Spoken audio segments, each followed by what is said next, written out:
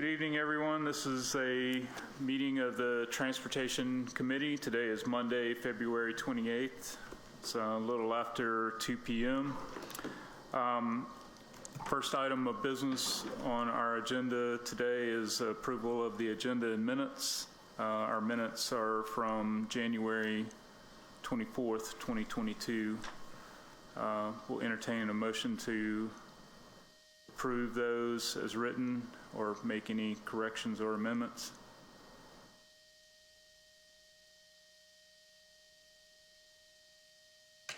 Mr. Chair, I make a motion to approve the minutes. Okay. Second, all in favor say aye. Aye. Motion passes. Next item of business is a new application for certificate of public necessity and convenience. The name of the business is Prolific Enterprise.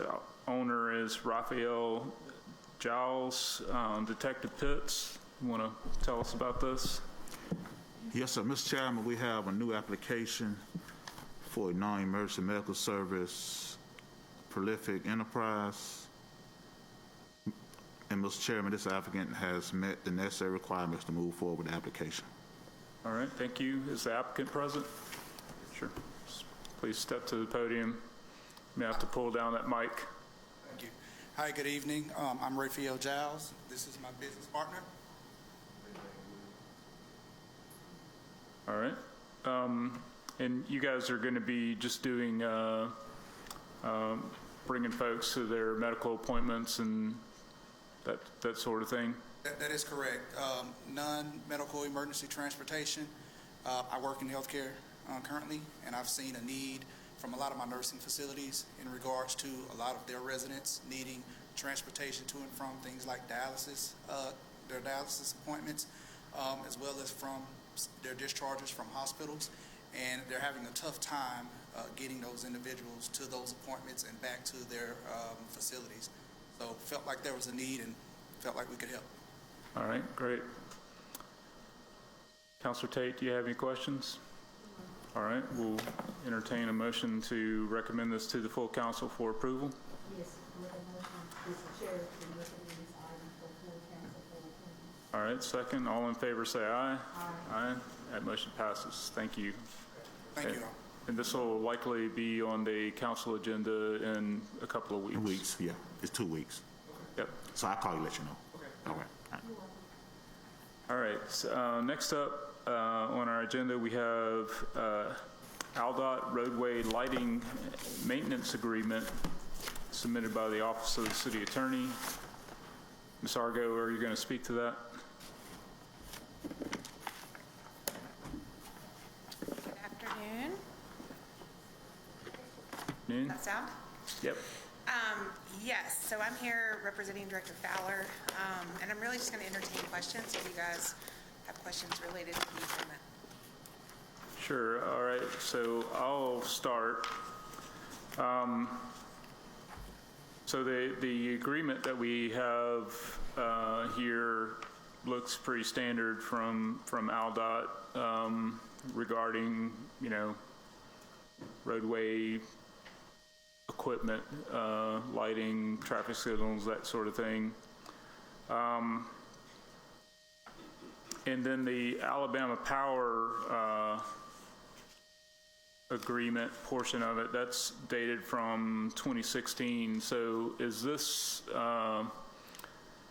the LED lighting and that stuff, but only for ALDOT roadways? That's correct. This is a continuation of that agreement we've had in place since 2016, and this really just puts together a master agreement between us and ALDOT and enables Alabama Power to complete their upgrade work in a more efficient manner. Previously, we had miscellaneous contracts kind of all over the place, and this just pulls everything together and that work to continue, upgrade work, excuse me, to continue. Okay, so then my question is, so there are other state highways that are in the city of Birmingham that I don't see here. So two that immediately come to mind are Highway 11 and Highway 78, or maybe those are federal highways. That is a good question. We may have to ask legal counsel about that one, those two. Okay. Keith is standing by.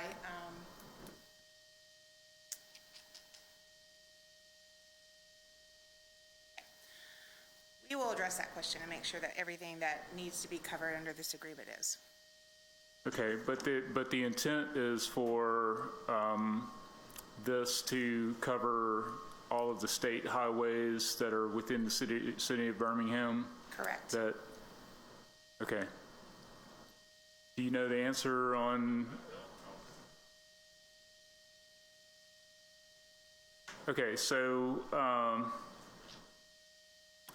know Highway 78 is also a U.S. highway. I don't know about Highway 11, but, you know, those are two that immediately come to mind that are not listed in the agreement.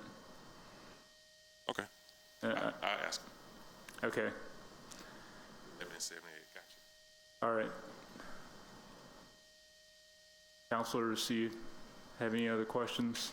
I just want to know how far stretch, you know, this project is going to go, because when you know, different areas lit up, certain areas not lit up, how far stretch, you know, what's the plan and goal, you know, to light the whole freeway, you know, all the expressways up. Yeah, I'm sorry, could you just speak generally to how the Department of Transportation's policies on street lighting, like, you know, how do we determine where a street light goes? So there's a difference between the upgrades that are happening to existing lighting, then also adding new lighting. So if we're talking about upgrades to existing lighting or things that are not maybe currently working, we take requests on that. We can also, residents can also reach out directly to Alabama Power, and they have we have a service agreement with them, and they'll come out and take care of what needs to be fixed. As far as new lighting is concerned, we have a analyst on our team who will go out and inspect levels of lighting on whatever street it is that we're concerned about and make a recommendation to Alabama Power. And that's just kind of how it's case by case example. Yes. So, and I think there are different standards based on residential streets versus, you know, commercial areas. Or these ALDOT roadways that are, depending on how wide the street is, there's different levels of, it's lumens, but it's something like that.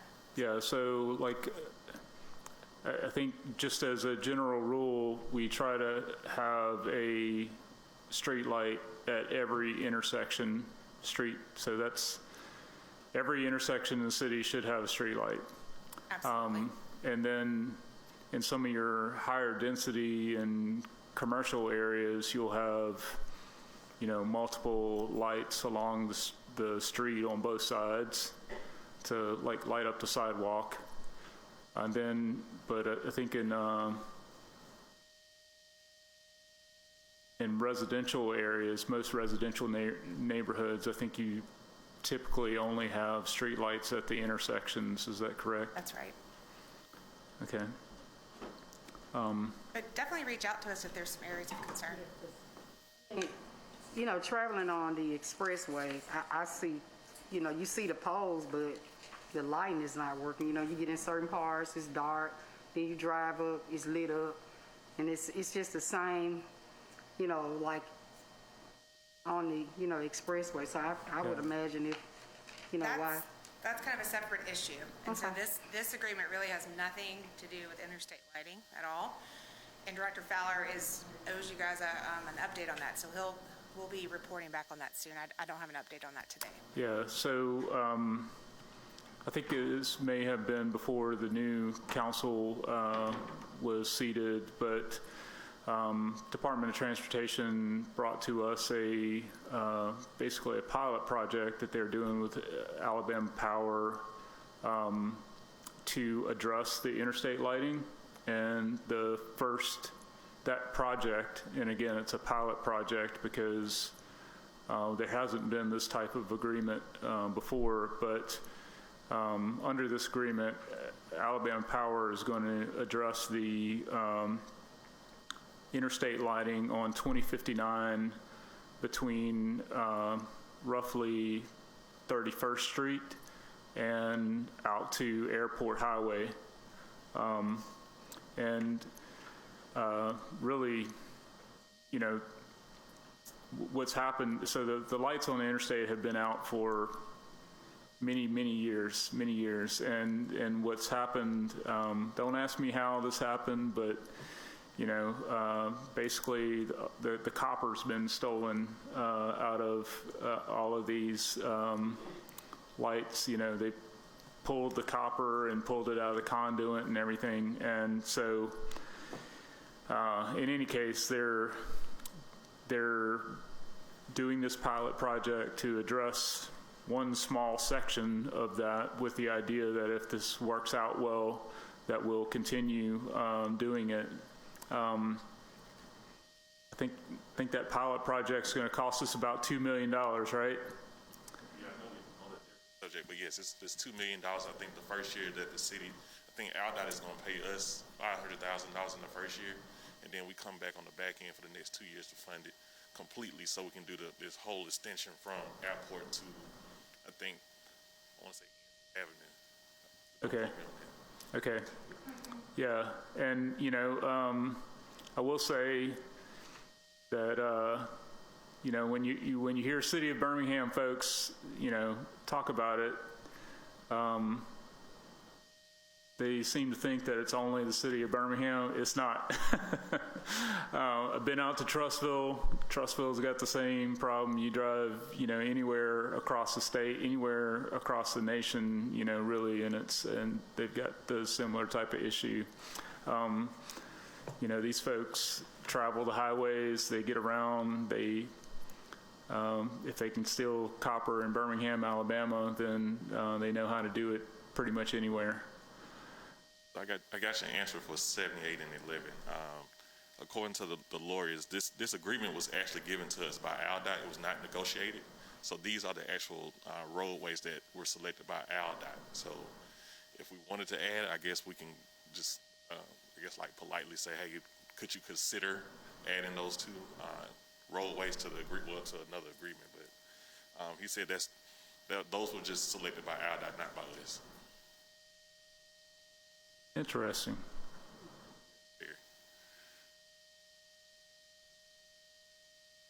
What y'all thinking about that?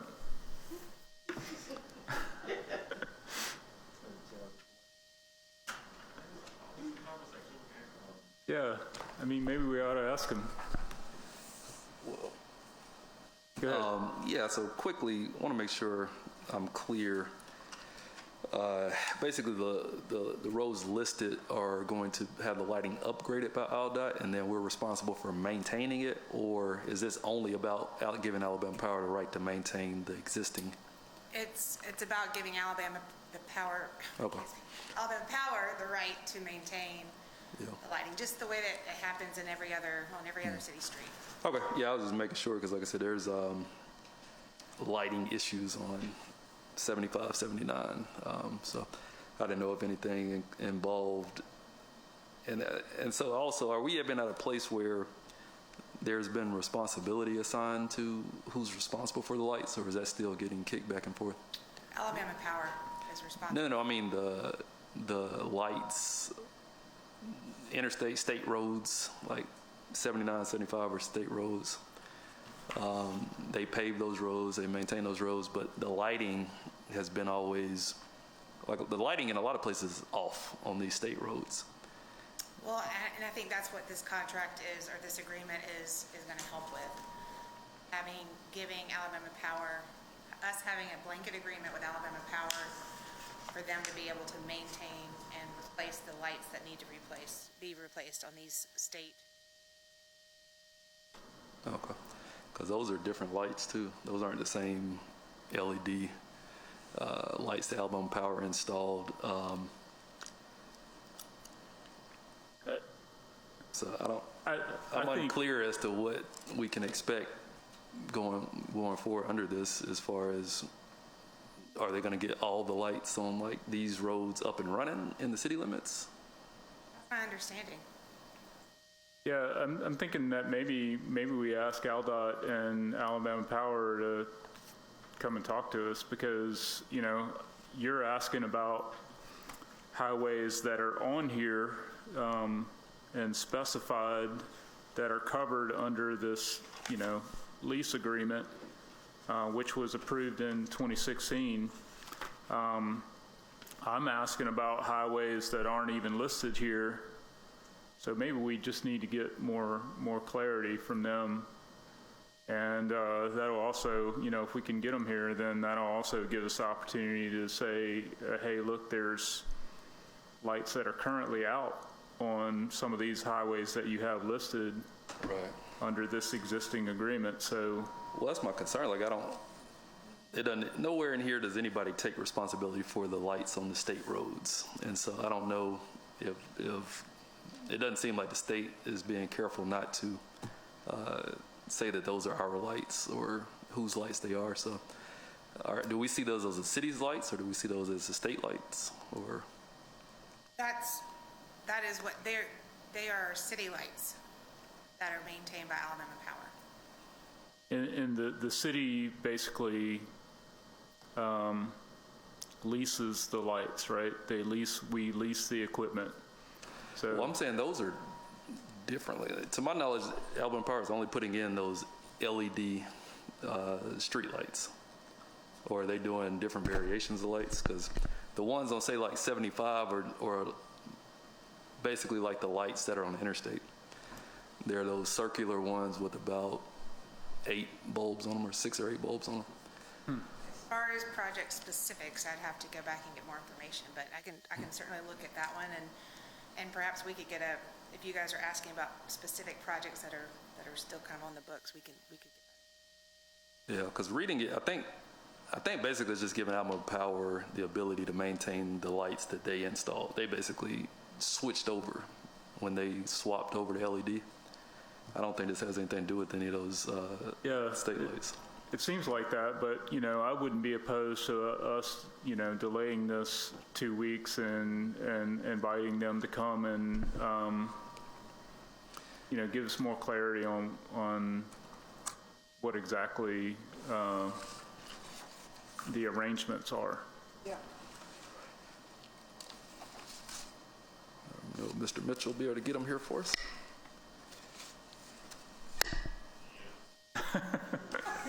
All right. Okay. Okay. So you guys want to make the motion to delay, or? Yeah, let's put it, let's hear it on the 28th, I think. Today's the 28th. What's the next meeting date? The March 14th. I move this item be delayed until March 14th, 2022. All right. Are you going to, Would be an NOC. Ah, that's right. Give them more time. Yeah, we'll just do it the meeting after that then. So So March 28th. March 28th. I withdraw that motion. I move that we delay this item until March 28th, 2022. I second. All right. It's been motioned properly second. All in favor say aye. Aye. That motion passes.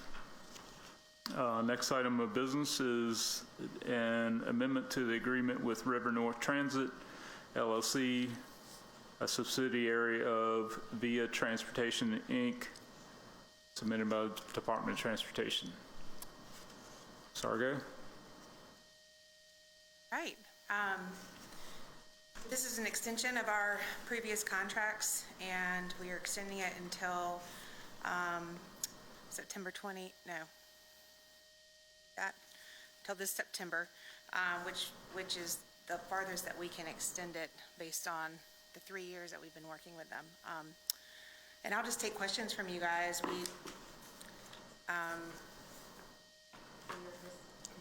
Service that we've Sure. been operating. Yeah. Okay. So this is the $1.5 million that we allocated from ARPA. Is that my understanding? Okay. And there would be no changes to the existing service. It would just be the same service area. For the time being, so we are going to put in another van, so we'll increase our fleet size. And then what this enables us to do is to continue the planning work that we're doing with VIA. We're going to be looking at some common transit metrics to help us make decisions on expansion based on data. So some of those metrics are, you look at poverty, car ownership, veteran status, what portion of the population is disabled. We also look at level of transit services that are offered in certain neighborhoods. And so those are the things that we're starting to gather the data analysis so we can talk about expansion. And we're doing this in coordination with BJCT. Okay. So the additional vehicle, that will be a wheelchair accessible vehicle, is that correct? Because I think we only had one before. Let me double check that. Okay. I'll double check that.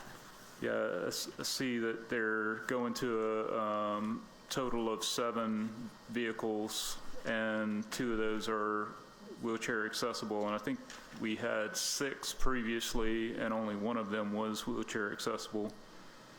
Correct. Okay. 6 previous. Yeah, I'm curious about the expansion, because I think in the context of the allocation of the ARPA funds, that word was definitely included in what we were presented with. And it's definitely happening. As you guys know, we're working on getting the BRT up and running. So in conjunction with BJCTA, running the BRT and also looking at changes to their fixed route services, there's just a lot of change happening. So we want to make sure the microtransit works in conjunction with those things, and we just need time to work on that. Okay. Come back to you guys with the expansion plan. And I'm thinking that will probably be a couple months from now. We'll come back to you guys with the plan. Okay. And Making sure that we use the data to make sure that we're optimizing all the routes for the expansion. But what's before you is just to keep the service going to allow us time to do the expansion also, because we just don't want to stop via cold. We want to keep it going while we work through analytics and data to make sure that we're optimizing the right routes within different districts that, VIA is already touching. okay. At some point, are we going to go beyond 6 month extensions? Because this is the 6th. Well, everything is based off funding. So our hope is, even as we develop the upcoming budget, is to find that way to keep the service going, even if it's coming out of another tranche or out of the general fund budget. So, we're weighing all type of scenarios right now. Okay. And so, just while we got you here, we've got another budget discussion coming up, and 1.5 million gets us to September. Are we going to see Birmingham on demand in the mayor's proposed budget? I would probably say safely yes, because it's a very successful program that I think, as you can see on paper, it's used mostly a lot by the elderly and people that's just trying to get to work. So right. The reliability of it is what makes it really, what we want to keep driving home and just keep it going. So it's not us just throwing money down a rabbit hole for it. We want to see it thrive, because we know that you know, under previous leaderships under BJCTA, they wanted to take over VIA, but, you know, we kind of pushed the brakes on that and just said, we like it the way it is right now, so. Yeah. Well, in the conversation about expansion, I know all of us who live on the east side of town would, you know, really love to be able to utilize it. Right, Councilor Woods? Would be nice. All the maps and potential options never included past Woodline. But yeah, while you're here, you mentioned optimization and analytics several times. Are you looking to move the operations of the city more towards an analytical approach? You're asking if our department is going to... I was just the chief there. Just generally. Are you moving towards a heavier reliance on analytics? Yes. Oh man, that's incredible news. Thank you, Mr. Chair. Yeah. We're excited to come back to you guys with a plan because we really believe that microtransit... Nobody has to get elected to get anything done around here, right? They're leaving. But anyway, microtransit works most effectively in coordination with fixed route transit. So we're excited to be able to come back to you guys and show you an awesome plan based on data and what, you know, BJCTA is looking to roll out. Yeah, I will say on that you know, BJCTA under Director Martin's leadership had brought in consultants to do a comprehensive operational analysis, and they actually made a proposal on, you know, aligning microtransit with some of the fixed route services. And you know, while I generally agree that, you know, using microtransit in outlying areas to feed into fixed routes, there wasn't much consideration given to expansion within the city center. So I would just, you know, plant that seed and say that's something that you know, I'm very curious about and will be interested to look at. You know, and when I say city center, you know, if you are anywhere east of Red Mountain Expressway, that area is not serviced by Birmingham On Demand currently. So, you know, folks in Woodlawn, you can't call a Birmingham On Demand to pick you up in Woodlawn or North Avondale or Sloss Furnace. So, something to keep in mind. Taking the note. All right. Name 2 stops on the new BRT. Yeah. Yep. Yep. Yeah. So, BRT's looking great. Don't mind having the 1-lane traffic on First Avenue North. It's going to be awesome. Any other questions for Ms. Argo before she? I move approval. Second. All right. That's been motioned and second. All in favor say aye. Aye. All right. That motion passes. Thank you. Any new or old business? I do. I'd like to thank the DOT representatives here. We recently got in another 4 speed cushions installed over in the Huffman neighborhood. So really appreciate getting those pushed through, and the residents are rejoicing, and thank you for all your hard work. And so I'm sure I know we got others in the pipeline, so I definitely want to connect to kind of see where we are with some other ones, but excited to see those barriers put in place. Yeah, no, and we've actually got your partnership we're doing with you on, I think it's Glenwood, Bridlewood on Glenwood, yeah, is on the budget and finance today. So. Boom. Excellent. Yeah, so there's several of those projects moving forward at the same time, right? There are. There's a bunch of them. A bunch of the ones that we were going to partner with have started moving through. So Crest Hill Road and 10th Court West are both, we've received funds. We're going to start placing orders. So we've got another, Westfield Road has already been ordered. So they're kind of all in the pipeline of either have been ordered or are in the process of being shipped to us. Okay, great. Thank you. All right, that's it. I'll move adjournment. Second. All in favor, say aye. Aye. Meeting adjourned.